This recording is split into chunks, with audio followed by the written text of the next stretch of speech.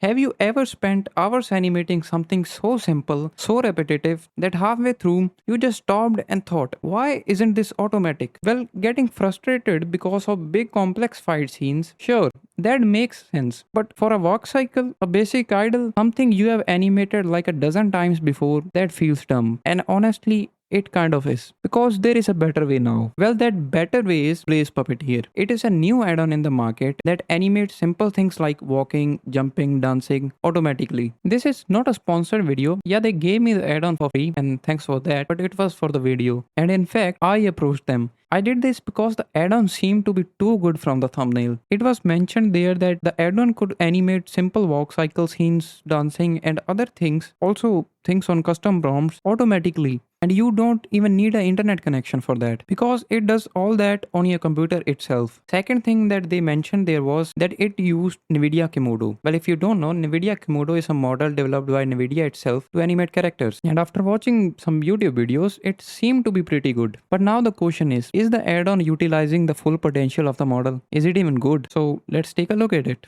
To use the add-on, we actually need a rigged 3D model. So let me import it from the Blender Kit add-on. So let's find a good character. It took me a minute, but I think this guy would be good. It's really simple. Actually, I tried it before, and it has got a proper rigify rig.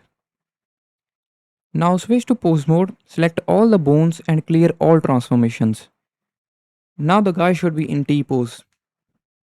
Before moving towards how to use the add-on, let me show you how to install it. I think most of you know this already, but I'm showing it for the beginners, and you can skip this part if you don't want to see it. So beginners, click on Edit, Preferences, choose Add-ons, then click on this drop-down button and choose Install from disk. A file explorer should open and choose where you have downloaded the folder. It should be a zip folder. Choose the zip folder and the add-on should install automatically. It may take some time because it is a pretty big add-on, so be patient. If you found any difficulties while installing the add-on, please let me know. I will love to help you, and we can even contact the creator if the problem is too big. So let's move forward. Now search Blaze Puppeteer. You can search 2-3 characters and it will show up. Enable it, and mine is already enabled because I installed it previously, but make sure the checkbox is clicked. Now press N to open the side panel. Scroll down and you should see a new tab called Blaze Puppeteer. And this is our add-on. Click on Rig Setup button and from the above selector, choose our armature object. Some new options should appear in the tab. Expand this tab and now you can choose type of rig your character has. We got almost all the options we need like Miximo, Rigify and all the others. Now click apply and it should automatically detect all the bones it needs. Now scroll down to the last and click reconstruct. If everything was done correctly, you should see something like this. There are some bones and you have to confirm that they are in T-pose. If they are not, then move them. If they are already correct, then confirm T-pose. Now it will shift to the another view and do the same. Move the bones if needed and click finalize T-pose. Now you are back to your old view and congratulations, you have done most part. Now click on motion button to switch to the next panel. If you have a GPU in your computer, you should see GPU written right here. To generate your first animation, choose the prompt you want. You will find many prompts like walking, dancing, cheers, etc. etc. Now click generate. It will show you a pop-up if you are doing it for the first time. Basically, it is telling you that it has to change some bone settings to unlock the transformations. So click OK and click generate again. Now the process should have been started. And it may take some time. It all depends on your PC power. More realistically, your GPU power. But if you're using a CPU, I'm kind of feeling sorry for you. But no offense, good luck with that. Thanks to my GigaChat PC, it has already completed it. Now let's see what it has produced.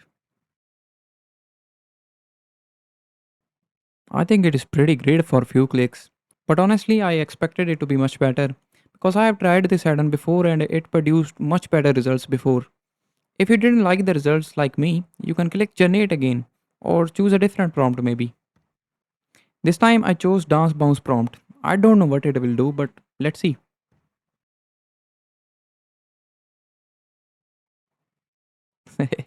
This is kind of funny, but I think it is pretty good for simple animations. You don't have to waste like a ton of time just to make very simple things. Let's hit generate again and see what it does. Hmm, this is more of a dance. So let's see some more things. You actually have a history tab and you can switch between different animations you generated. So if you didn't like the new one, you can switch to the previous one anytime. Basically, this history tab contains actions, and whenever an animation is generated, a new action is generated, and you can find the generated animation in that action. You can also find these actions in the action tab. See, they are all listed here. But I recommend switching between animations from the history tab. Now let's take a look at some more options. First of all, let's take a look at this in-betweening tab. This is really powerful tab because it introduces us to anchors. Now what are anchors? Let's take a look at that first. Now, when you generate a walk animation without these anchors, your model assumes a very natural position to start from. For example, if you want your character to walk, your model will assume a position something like this. Not exactly, but a pretty natural position to start a walk from. Okay, it would be something like this. But let's say you don't want this and you want your character to start from a position something like this maybe. I don't know why, but you want your character to start your walk animation from this position. Now what do you do to define this position? How do you say the model that start from this position? That's why anchors are there. You add an anchor to the full body or just hands or feet or very specifically left hand, right hand, much more. And by adding this anchor, you have told the model that start from this position. Okay. Now if we generate the animation, it should start from this position. Let's see if it does or not. And you can also see that while our animation is processing, that it has added a little badge right here. This means that an anchor has been added here. And this marker also. If you delete the marker, the anchor will be deleted. Now you will see the animation will start from here. See? Well, it's a pretty weird animation now because it has changed some other things also in the walk animation, like the hands are like this. The guy is doing 6 7. See? 6 7 6 7. Okay. I don't know why the model assumed that the guy has to do 6 7 starting from that position. But okay, I chose a weird position, I got weird results. But you got the point, right? These anchors are not limited to starting position. You can add them even in between the animations. Maybe that's why the tab name is in betweening. Probably. But let's see how that works. First of all, I will generate a simple walk animation. Let's do that. Okay, we have our simple walk animation. Okay, pretty great. Now I want I want the character to start walking from a weird position again. Let's say I want the character to start walking from he's saying hi before walking. Okay, let's say I want the starting position to be something like this. I will choose the position, select all the bones and add a keyframe. Now I will add a full body anchor at the starting position. You can choose different types of anchor. I have chosen full body just for demonstration, but you can choose hand too because we have moved only hand in our character. But I will choose full body just for demonstration. Now the anchor has been added here. But you don't really see that. You see that in here. But you don't see it in the viewport. To see that, you have option to show the ghost of anchor. You have current option. It will show you the current anchor's ghost. And if you enable all, it will show you ghost for all the anchors.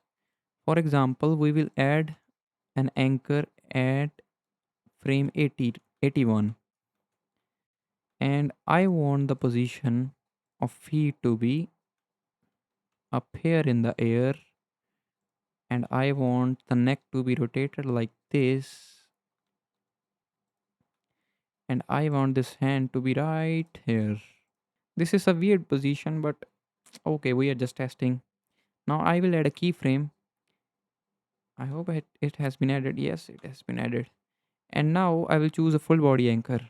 You can see that it is showing ghost for both the previous anchor and the current one. Now let's add one more anchor right here. The guy is moving pretty good. The position is pretty fine. I will add an anchor by rotating the neck. Now let's insert a keyframe and add a full body anchor again. You can see the ghost. It is pretty easy to see where your anchor is and how your character will look like. Now as we have added the anchors, and you can choose the ending too, but I will not.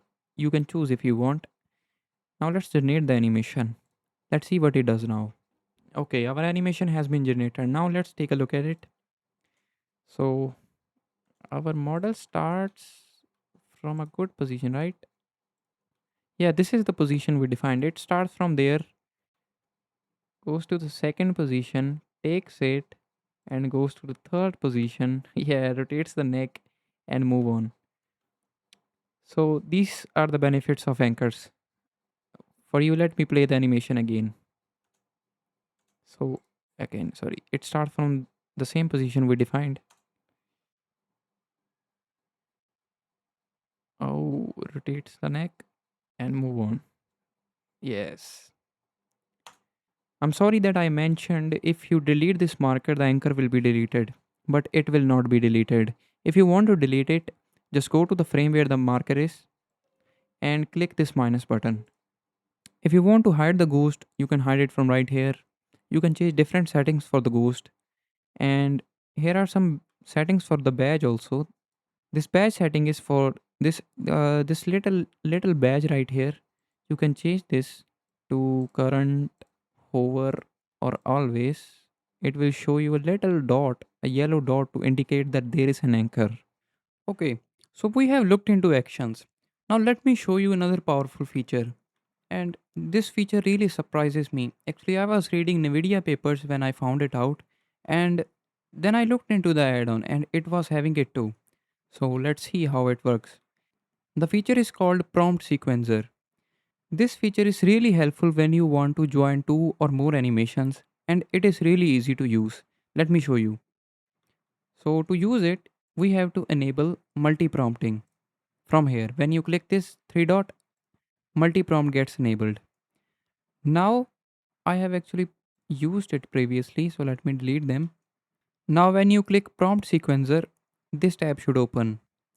This is actually Video Sequencer tab, but we will use it to prompt our character. Now to add a prompt, you just click D and it should add a little strip here. And it has a person walking forward naturally prompt on it. Now let's say you want your character to walk and then jump. Okay. So what do? Let's do it again. Let me delete this strip. Press D. Now it is currently having a person walking forward again. To change it, remember we used D to add it, and to change it we use E. This will open the editor and you can change the prompt. We are keeping the walk forward for this one because we want our character to walk first and then jump. Okay. Now increase it to about let me increase it to about 120 frames. The character will walk for 120 frames, and then I will add another prompt strip to jump, for the character to jump, sorry. If you press E and then find jump in here, jump, jump, jump, jump, jump, jump. The character should jump